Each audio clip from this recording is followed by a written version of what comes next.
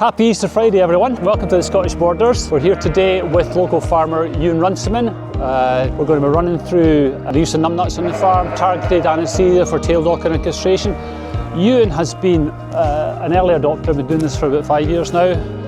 What we're going to look at today is the total process, the whole process. Have a look at bringing sheep in, the condition of the ewes and the lambs when they come in, the handling system, the shedding out of the lambs. These lambs are around about a month old, which is a departure from norm, which we'll look at later on. How the system works, how the lambs are presented. It's a multi kind of operation here with several things being done at the same time. Fundamentally, these lambs are being castrated and tail docked in line with new Scottish legislation, which allows the use of rubber rings greater than 7 days of age with local anaesthetic. In addition, we'll have a chat with Ewan as time goes on, just as the system runs through, why he does it at this age, why he does it in the handling system he does, any issues he's got with the handling system, any issues he has with the equipment, any tips as to how to get the best out of numnuts. And then once the group are finished with, it'll be a case of looking at them as they go back fields with their mother. Numnuts is a kind of revolutionary product, and one of the biggest benefits that we will see is when they're finished and return to their mums, they can walk back to the fields without any difficulty, find their mums, form a good relationship and effectively come through this unscathed. I've had this set up now for eight years that we've been here and just modified it slowly since. So ewes, generally speaking, come in from fields that side and then come round the outside, continue in and then into the shed. Once the ewes and lambs are shed off, all the lambs come back round into the shed and are in the dozen races before coming into the final pen, up into the chute, where they're then getting their first drench, first vaccination, mineral jag, getting an identification tag and then getting rung with numnuts. We've been using numnuts now for four years. We started trialling it 4 years ago and been using it every year since. We'll have done over 10,000 lambs now by getting closer to 15,000 lambs that we've done with it now. Yeah.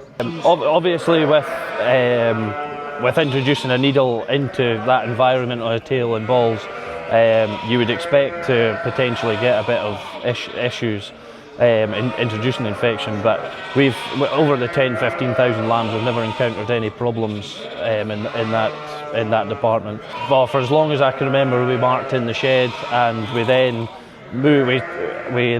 trialled it with 500 lambs the first year, and the difference it made to the lambs was phenomenal. Just not getting a check in the shed, with getting rung in the shed, lying, kicking in pens, picking up infection, we were able just to keep the lambs on their feet, keep them moving and getting them out into the field and stronger. And once they're that 5-6 weeks old, putting a ring on them doesn't affect them, and they just continue to grow. Once the last lamb's off the chute, that field of ewes is then taken out, and they could be going up to half a mile, some of these lambs, and never any problem getting them there, not having to carry them, or they're all managing to get there on their feet. Sometimes see lambs off their feet, but they're down and then they're back up again, and once the local anaesthetic kicks in, they're away. Yep. We've been trying to get lambs away as quick as possible off farm. The early lambs are on hoppers, and we'll be killing them from 8 weeks old at 38 to 40 kilos and just continuing through until we see what the trade does, and if the trade changes, we then adjust what we're doing. If they want heavier lambs, and we just take them to bigger weights. But that early lamb trade is what we're aiming at with the lambs on the hoppers. There'll be 1,000 lambs on the hoppers, trying to get them away before weaning. We've found using numnuts that we are getting a far more even batch of lambs.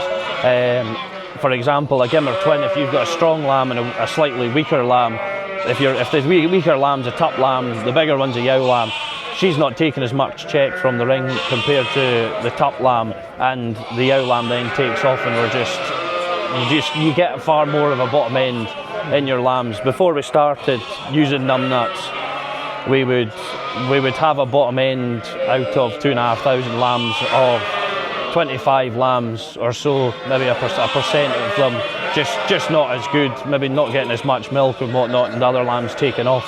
Whereas now using numnuts, we'll be lifting 5 to 6 lambs maybe that are just really lacking compared to the rest. Found that the lambs aren't getting the check from ringing, the wee lambs are getting the check from ringing in the shed, and less chance of picking up infection and whatnot in the shed as well. Keeping them moving, getting them out to hopeful sunshine.